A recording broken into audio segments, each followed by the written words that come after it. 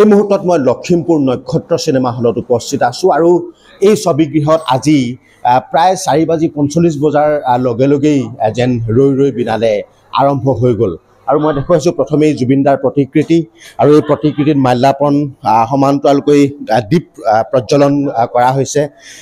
এই যি ছবিখন এই ছবিখনৰ কাৰণে উৎসুকতা আছিল আৰু লখিমপুৰবাসীয়ে ৰৈ আছিল ছবিখন চাম আৰু সঁচাকৈয়ে যেন সেই ছবিখন চাবৰ কাৰণে যেন হিলদোল ভাঙি ৰাইজ ওলাই আহিল আৰু ঠিক ইতিমধ্যেই যি ছবি ইতিমধ্যে আৰম্ভ হৈ গৈছে। আমি ভিতৰ ভাগলৈ এই মুহূৰ্তত যাব নোৱাৰিম, কিন্তু তথাপিও কৈছোঁ যে নক্ষত্ৰ চিনেমা হলে প্ৰায় 4:45 বজাৰ লগে লগেই তেওঁলোকৰ স্ক্ৰীন ইয়াত প্লে হ'ল আৰু চিনেমা ইতিমধ্যে চলি আছে। মই জানিব খুজিম যে চিনেমাখনৰ কাৰণে ছবিখনৰ কাৰণে ৰাইজৰ উৎসুকতা আছিল, কেনেকুৱা ভিৰ দেখিবলৈ পোৱা গ'ল আজি? পুৰা হাউচফুল হৈ আছে। আমাৰ 4:35 পৰা দিয়া আছিলে শ্ব' ষ্টাৰ্ট হওঁতে 4:45 মান বাজিলে। আমি শ্ৰদ্ধাঞ্জলি অনুষ্ঠানটো কৰিছিলোঁ আৰু জুবিনদাৰ মায়াবিনী গান লগাইছিলোঁ, সেইটো কাৰণে অকণমান দেৰি হ'ল আৰু বতৰো বেয়া যিহেতু।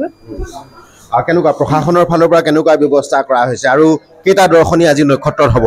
আমাৰ টোটেল 8টা শ্ব' আছে। 8টা শ্ব'য়ে হাউচফুল হৈ আছে। আজি ডেটত টিকেটেই নাই, পুৰা হাউচফুল হৈ আছে। 8টা ডেটতে ইতিমধ্যেই হাউচফুল। বাইদেউ, ছবিখন চাবৰ কাৰণে আহিছে, কেনেকুৱা উৎসুকতা কেনেকুৱা? নাই, উৎসুকতা একেবাৰে নাই। সঁচাকৈ বহুত ভাগি পৰিছোঁ আচলতে।